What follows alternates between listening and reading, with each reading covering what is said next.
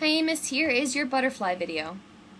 I'll let it run from the top perspective, and then we'll look below. Alright, nice.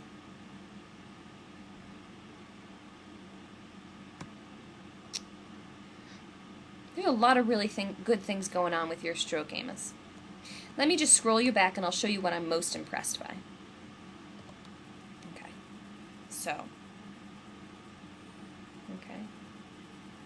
as you come out of the water, you don't breathe here, so that makes it a little bit easier. But you can see that your hands are nice and straight. That is beautiful.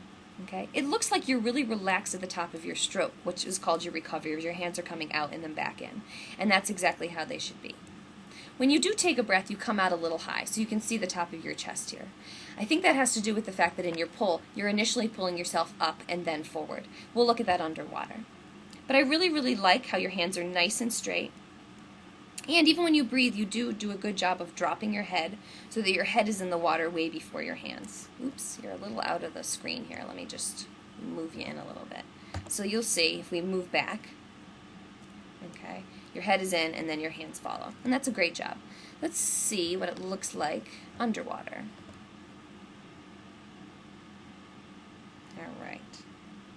Keep that head down as you come off the wall, okay? And this right here is actually a beautiful position, okay? So what I like is that your head is down, maybe you'll be able to be a little bit more down. Your hands are right at the surface of the water, your chest is low, and your hips are up at the surface of the water.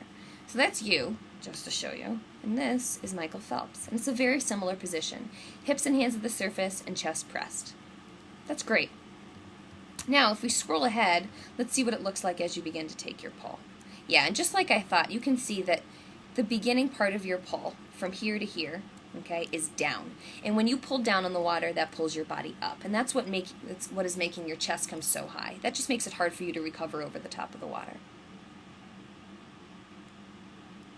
Okay, so in this beginning part of your pull, okay, once you get into this awesome position, don't waste any time pulling down. At this point, bend your elbow a little bit, catch some water, and pull the water down towards your feet. That's going to push you only towards the other side of the pool, as opposed to up and then towards the other side of the pool. Then you'll be much more shallow on the top of the surface of the water, and it'll be a lot easier for you to get your hands around. The only thing I want to look at is the timing and the quality of your kick, which I haven't looked at yet, and that's a little bit tough. So let's see. Kick in, kick out, kick in, kick out. Good. So you're doing what you should do, and that's for every round of your arms in one big circle, you kick twice. You kick when you pull out, so that's right there, and then you kick when you go in. Okay, so don't change anything about your kick. You can also see that your hips come up and then go back down as you kick, and that's great because that means that your kick is really coming not from your knees as much as they are from your hips. So really good job. So I think the biggest thing is going to be to work on keeping your hands nice and low towards the surface of the water. Continue to keep them straight. You do a good job with that. But mostly in the beginning of your pull, rather than first pulling down and then pulling back, try to just pull back.